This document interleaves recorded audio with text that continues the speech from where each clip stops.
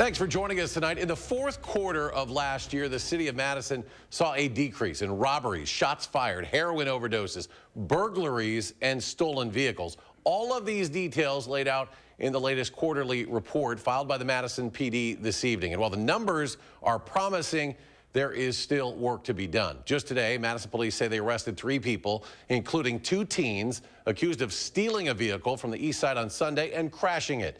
The suspects crashed in the area of Milwaukee at Walter Streets as the victim's family was chasing behind them. 3 arrests were made, ages 26, 16, and 15.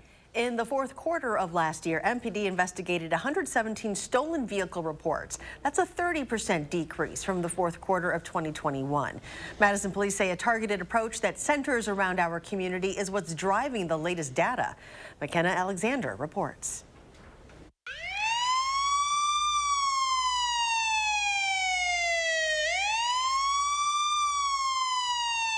You may remember these notable car thefts from recent years, or you may not, given the prevalence of stolen vehicle headlines in Madison. It's a trend in crime that police have been actively working to reduce, so much so that MPD's 2022 Summer Strategic Plan included a new initiative to assign a detective to every stolen auto case. We had weekly meetings. We had a lot of data coming out from inside the police department about where they were taken from, the manner in which they were taken, where they were dumped. The reallocation of resources has made a difference, as highlighted by the department's most recent quarterly report. From October to December of 2022, MPD investigated 117 stolen autos, a 30% decrease from the same period in 2021. The data also shows a 16% decrease over the previous 3-year average of 140 stolen vehicles per year. When asked what's driving this dip in numbers, Reitmeyer cites the Summer Strategic Plan and its emphasis on community